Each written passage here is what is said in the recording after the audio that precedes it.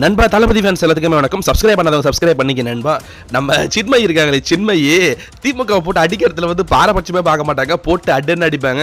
நம்ம சின்மயி வந்து தளபதி விஜய்க்கு ஆதரவாக வந்து நிறைய கருத்துக்கள் அப்படின்றது வந்து தெரிவிச்சிருக்காங்க. ஆனால் இப்போ சமீபத்தில் ஒரு சம்பவம் நடந்திருக்குங்க. அதுக்கு அவங்க கொடுத்த அந்த ஒரு பதிலடி அப்படின்றது வந்து திமுக வந்து ஒரு பெரிய பெரிய பெரிய ஒரு செருப்படியாக தான் இருந்துட்டு இருக்கு. இப்போ என்ன விஷயம் நடந்திருக்கு அப்படின்னா வந்து வைரமுத்துக்கு வந்து அவார்ட்ஸ்லாம் வந்து கொடுத்துருந்தாங்க இல்லையா. அவார்ட்ஸ் கொடுத்த உடனே ரஜினி சார் வந்து வாழ்த்துக்கள் தெரிவிச்சிருந்தாரு.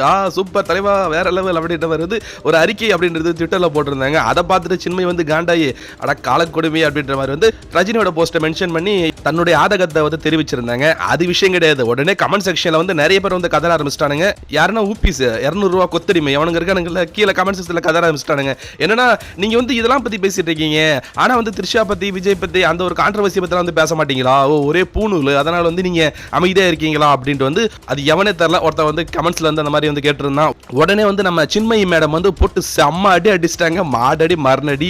ஏங்க தமிழ்நாட்டில் எவ்வளவு பிரச்சனை போயிட்டு இருக்கு, பெண்களுக்கு எதிராக வந்து எவ்வளவு பாலியல் குற்றங்கள் நடந்துட்டு இருக்கு அப்படின்ட்டு வந்து லிஸ்டே போட்டாங்க. கல்லூரி மாணவியா இருக்கட்டும், பள்ளி மாணவியா இருக்கட்டும், வயதான பெண்களா இருக்கட்டும், குழந்தையா இருக்கட்டும், எந்த ஒரு பெண் பிள்ளைகளுக்குமே வந்து பாதுகாப்பு இல்லாத ஆட்சியா இருந்துட்டு இருக்கு.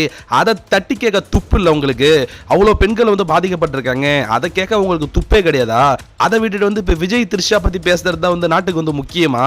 இது பேசுறதால வந்து இந்த தமிழ்நாட்டில் நடக்கிற குற்றங்கள் அப்படின்றது வந்து குறைஞ்சிருமா அப்படின்ட்டு வந்து சின்மயி போட்டு அடியன்னு அடிச்சிருக்காங்க. அது மட்டும் கிடையாது, தமிழ்நாட்டில் வந்து ஏதாவது ஒரு குற்றங்கள் நடக்குது, அது பெண்களுக்கு எதிராக குற்றங்கள் நடக்குது, இந்த விடியா திமுக ஆட்சியில் வந்து ஏதாவது ஒரு தவறான விஷயங்கள் நடக்குது அப்படின்னா அதை ஃபர்ஸ்ட் எடுத்து போட்டு பப்ளிஷ் பண்றது யாருன்னு நம்ம சின்மயி தான். ஸோ தளபதி விஜய்க்கு ஆதரவாகவும் நிறைய கருத்துக்கள் அப்படின்றத அவங்க பண்ணிட்டு தான் வந்துட்டு இருக்காங்க.